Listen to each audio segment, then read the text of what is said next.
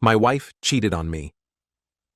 A couple years into our marriage, she told me out of guilt, and now she wants us to stay together. This will be quite a lengthy read, because I'm laying out everything to get honest opinions, with all the context. I know that most people go incognito with a throwaway account for this kind of post, but I wanted this to be authentic, using my real account. I didn't want anyone to think this was disingenuous. If we know each other in real life, or you find me on my other socials, let's keep our chats here or in PMs. I don't want anyone harassing anybody, and I have a 16-year-old daughter who has been spared this drama so far. I tied the knot shortly after high school, and let's just say, if my marriage were a collegiate course, it would be Fuck Up 101. It was a masterclass in what not to do, featuring every red flag in the book. I was fresh-faced and barely off on my life journey, thinking I'd hit the jackpot. I'd assumed I'd accomplished what my parents did, that being the poster couple for marital bliss. I was so naive, always giving the benefit of the doubt. Meanwhile, my then-wife, fresh from escaping her parental fortress of solitude, went batshit crazy, deciding that living life to the fullest didn't include me in the picture. Before I knew it, I was Mr. Mom with our toddler while she was trapped underneath a few individuals, making up for lost time. After finally catching her in the act, I filed for a divorce and braced for the impact. Divorcing in '97 in the heart of the Bible Belt was not favorable towards the husband back then. What followed was straight out of a horror movie. I paid my attorney $5,000 to watch her take everything from my guitars and video games. She even claimed keepsakes from a departed relative, and the judge seemed happy to grant her every wish. Not only did I bid farewell to everything I owned, but my time with my son got slashed to a mere Wednesday afternoon and alternating weekends. My faith in women was broken. I went on a few dates here and there, but mostly kept it to casual encounters and dinners. I never let anyone get too close. But in early 1999, at a friend's birthday party, I met a woman whose marriage had crashed harder than mine. She'd had a stillbirth 6 months into her pregnancy, and her husband dared to bring his girlfriend to the funeral. She was heartbroken, to say the least, to learn about her husband's affair and the end of her marriage on the day they laid her daughter to rest. We sat on a couch that night, swapping tales of romantic ruin. She was clever, and to me, that is an instant connection. It's rare for me to find someone who makes me laugh instead of vice versa. As I headed home, I couldn't shake her from my thoughts, kicking myself for not asking for her number. The next, my phone rang, and it was her. She'd gotten my phone number from someone we both knew and asked, "Would you like to get food sometime?" I said, "Now sounds great." So I drove to her grandmother's house, and off we went on what turned out to be what I still consider the perfect date. Now I get it. We were both lonely and had our hearts broken. But trust me, this was no spark. It was an inferno. And believe it or not, we've been inseparable since that day. We have not spent a night apart. That was 25 years ago, with us marrying a year after our meeting. Go ahead and facepalm. I know how it sounds, but it's hard to put the connection between us into words. Even I'm still shaking my head in disbelief. Our families adored the two of us together. I was certain I had found my soulmate, if you believe in that, and I was certain she felt the same. We enjoyed each other's company, and our lives meshed perfectly. As with life, however, it finds those moments of bliss to take a giant shit on you. In 2006, I began feeling ill. Eating resulted in violent illness, which I initially thought was a virus. But after a week with no improvement, it was clear this was something else. I was admitted to the local hospital and underwent numerous tests. When I was first admitted, I weighed 222 pounds at a height of 6'2". Within a year, I had dropped to 146 pounds, and my condition dumbfounded the doctors. My health was deteriorating rapidly. Throughout the ordeal, she never left my side, her hand in mine, begging me not to leave her. In late 2007, a last-ditch effort sent me to the Cleveland Clinic, where a young doctor rushed me into surgery. When I awoke 3 hours later, she was there, hand in mine, with a smile. It was a success. I was cured. While I'll spare you the details, it involved my colon. Finally, I could eat and move without agony. My life resumed, and we were happy again. The following year, she received a lucrative job offer in her field, earning more than I did. That didn't bother me at all. She worked hard, and she'd earned it. After her miscarriage, my wife was unable to conceive. We had been trying since 2000, and eventually came to terms with the fact that it might not happen. In 2010, we got a call from the state of Minnesota about a 2-year-old girl who had been taken from her mother due to drug-related charges. They asked if we would consider adopting her, because the mother had requested she be placed with family members before her parental rights were terminated. My wife and I drove for 30 hours to meet her, and after a few months, we adopted her and welcomed her into our home. Our daughter faced social challenges and had endured abuse, leading the two of us to decide one of us needed to be at home with her. As mentioned, my wife earned significantly more, so it made sense for me to be the one to step into the role. I dedicated each day to supporting our daughter's mental health.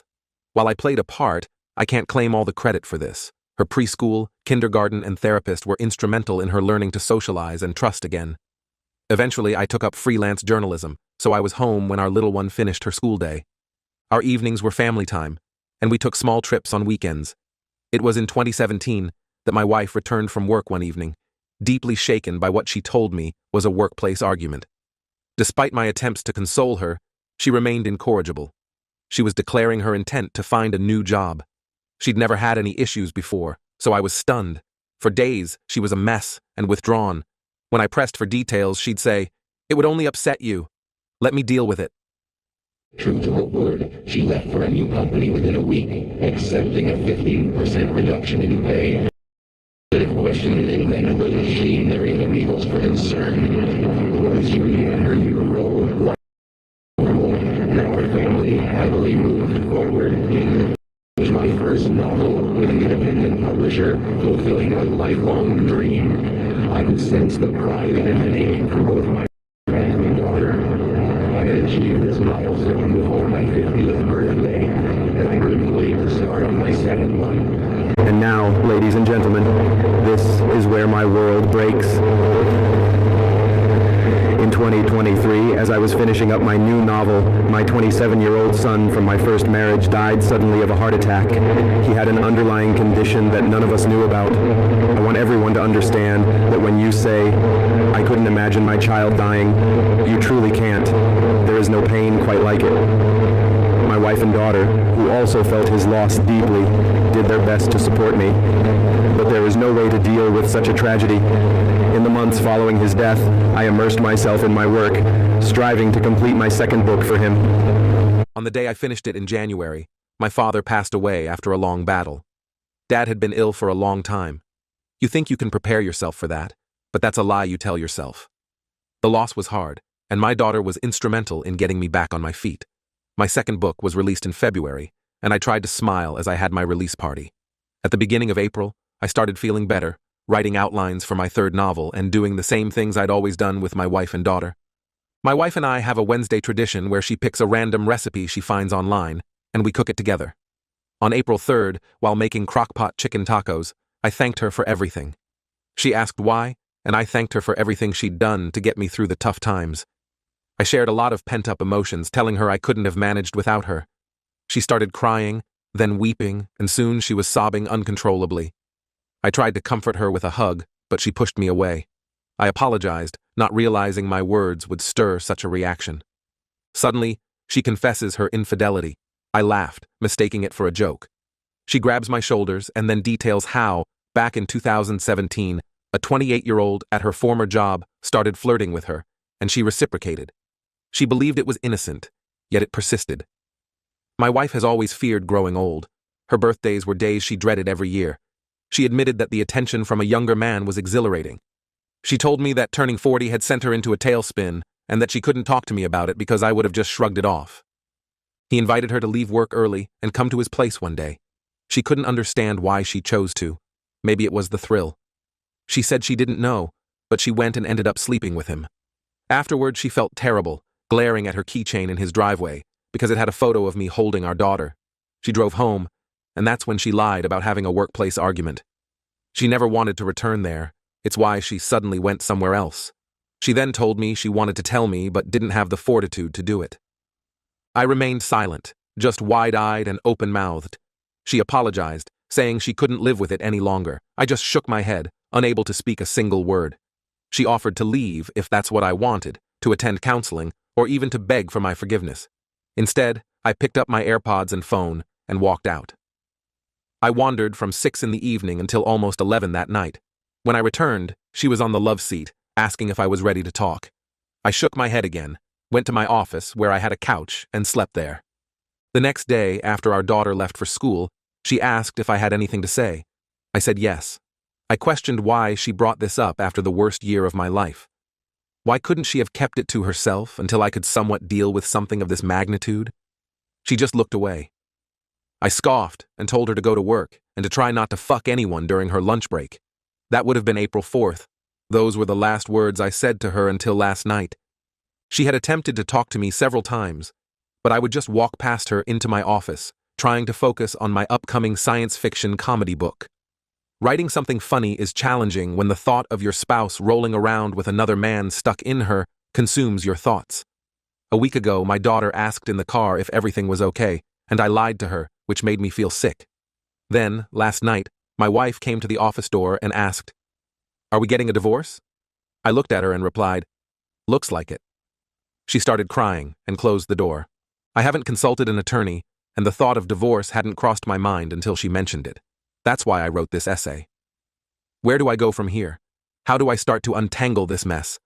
I have no desire for therapy. I don't even want to step outside. I'm broken at this moment. The burden of everything has been overwhelming.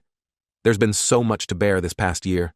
What do you say to someone who has been by your side through it all, only to tear your heart apart? Thank you for reading to the end. And for those who are part of the TLDR crowd, my wife decided to go home with a younger man, felt guilty about it, and quit her job. She waited 8 years to tell me about it. Update. After spending Saturday morning formulating and reading the staggering number of comments, I've made my decision. Some said my issue was far beyond the Reddit pay grade. They were mistaken. I deliberately avoided turning to family and friends, seeking a view from an outside perspective, and I think it worked. My gratitude goes out to all who sent private messages and responded. Your thoughts on the matter helped me come to my conclusion.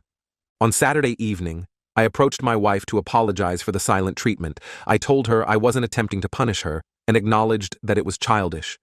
I told her if I would have opened my mouth, I would have been overly harsh and ruined any opportunity of a civil conversation.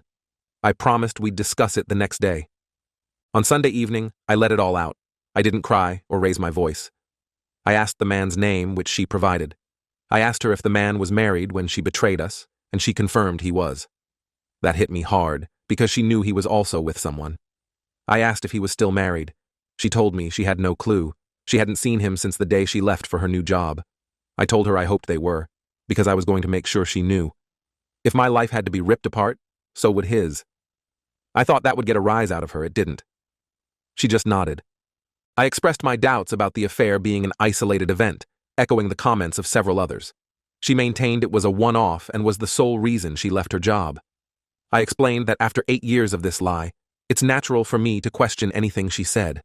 I then made it clear that if there's more to the story than what she's admitted, now is the time to be as open and honest as possible. Any further revelations would be a deal-breaker for me, and there would be no excuse that could rectify it.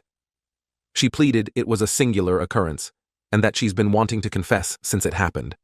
I asked if he had reached out after her departure. She denied any contact. I responded that it didn't surprise me, assuming he got what he wanted and moved on to another person at work. It was the only cheap shot I threw.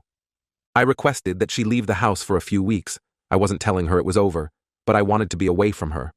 I suggested she could stay with her sister, her mother, or even rent a place, anywhere but here. I also informed her of my intention to discuss the situation with our daughter, who is 16, by the way. Some people have commented believing her to be quite younger. To my surprise, my wife revealed she had already told her about a week ago, which I was completely unaware of. She inquired about the tone of the house and my anger, and my wife confessed to her. Before my daughter went to bed, I asked her, and indeed, my wife had admitted that she had been unfaithful. I wanted to know why she hadn't come to me about it, and she told me she didn't want to make me feel worse. I've decided to keep her home from school tomorrow to have a heart-to-heart about everything. It's important for me to understand her feelings and to emphasize that harboring hatred towards her mother isn't the goal. Her mother has always been loving and supportive. It's natural for her to feel angry, and that's okay, but picking sides isn't beneficial. Nobody wins in this situation. It's a tough reality I'm coming to terms with. Everyone loses. Tomorrow, I plan to contact 3 local therapists and reach out to the grief counselor I met after my son's death. I'm not interested in couples therapy. I believe individual therapy is what I need. And since it's highly recommended, I'm going to pursue it. My daughter's school year is ending soon, and I'm looking forward to spending quality time with her. I prefer to keep our plans private from family and friends. It's our personal matter. Someone advised me about controlling the narrative, but the only thing that matters now is that my daughter knows the truth. I need some time to come to terms if this relationship is salvageable. I need this time for self-reflection and to assess the situation. When she asked if we were going the route of legal separation, I clarified that it wasn't the case. I told her that when I look at her, it brings up feelings of anger, which isn't healthy. To my astonishment, she consented to everything. She doesn't want our relationship to end, and I reminded her that her actions with him forfeited that choice to me. She mentioned my wedding ring as a sign that she still matters to me, and I assured her that she does. I proposed we conclude things there. As I walked by, I touched her shoulder. She nodded in agreement. Later, she phoned her sister and made plans to stay with her the following evening after work.